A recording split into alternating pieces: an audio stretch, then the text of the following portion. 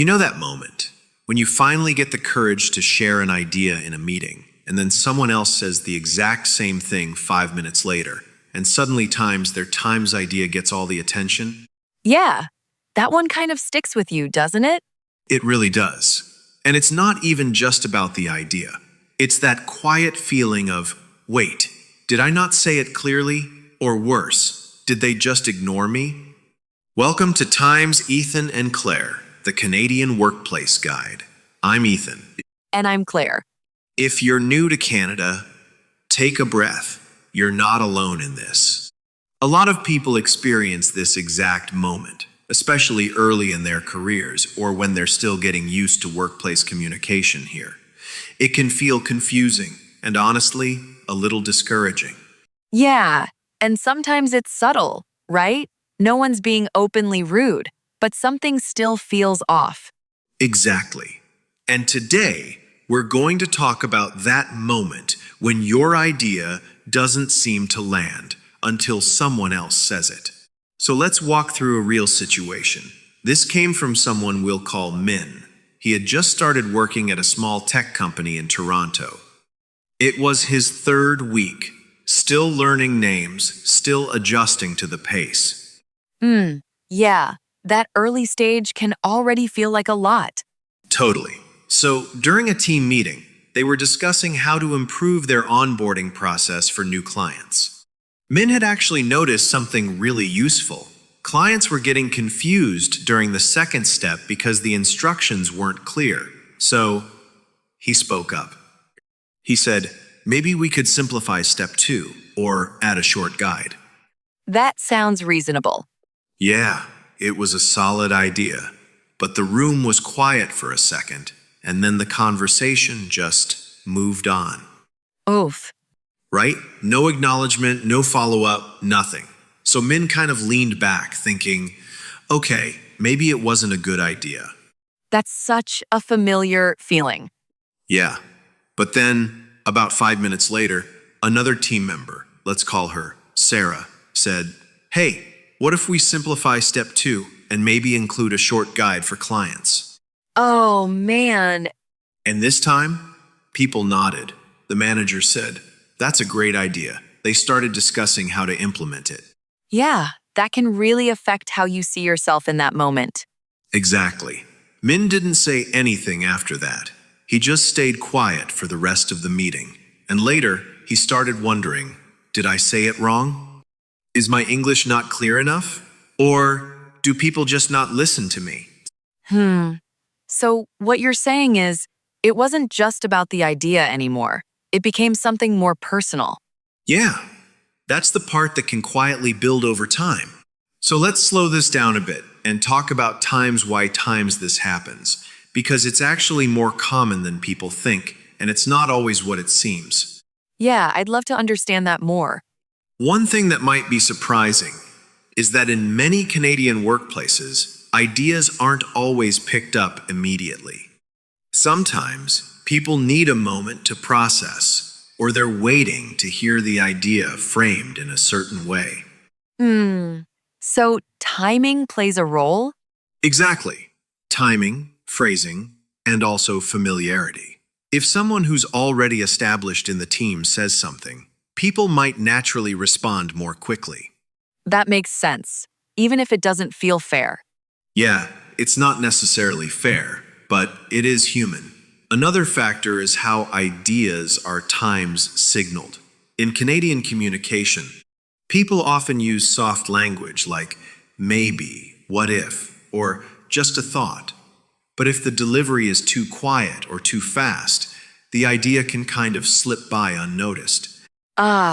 So it's not just what times you say, but how times it lands in the room. Exactly. And one more thing, people don't always realize they're repeating someone else's idea. It's not always intentional.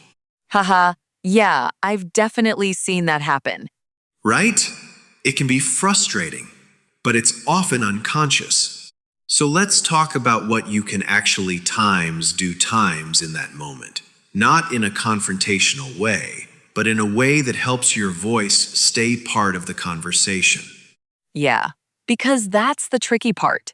Totally. So here are a few things you could try. First, when you share an idea, try to anchor it a bit more clearly. Instead of, maybe we could simplify step 2, you could say, one thing I've noticed is that clients get confused at step 2, so it might help if we simplify it or add a short guide. That feels more grounded. Yeah, it gives context. It helps people latch onto it.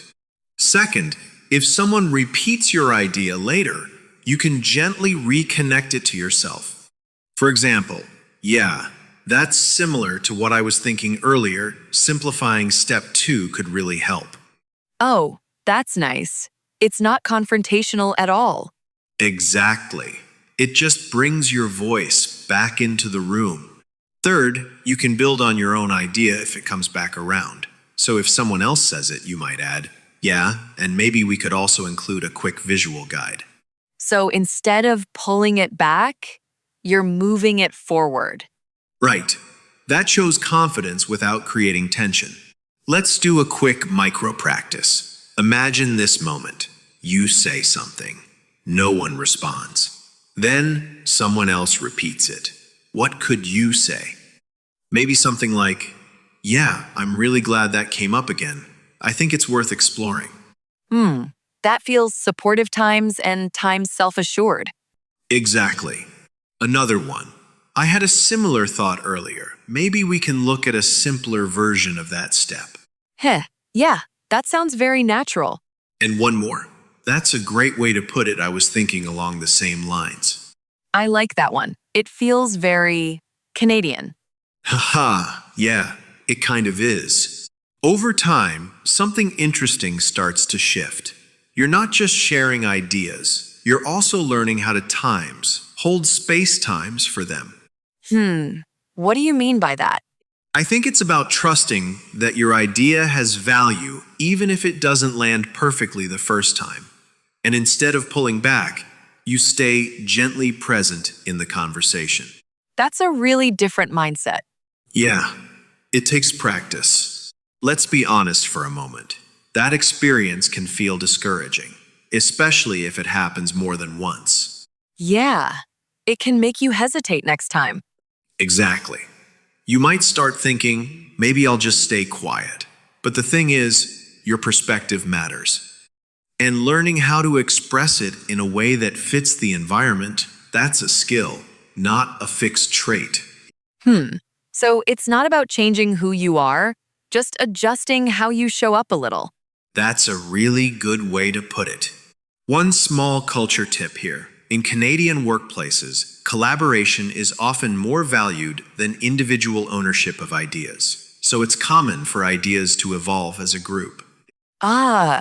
So sometimes it's less about times who said it first and more about times how the team builds on it. Exactly. And once you understand that, it becomes easier to stay engaged instead of feeling pushed aside. So here's something to think about this week. Have you ever had an idea that didn't land the first time? And what might you say if it comes back around? Yeah, that's actually a really good reflection. You don't have to get it perfect. Just try one small phrase and see how it feels.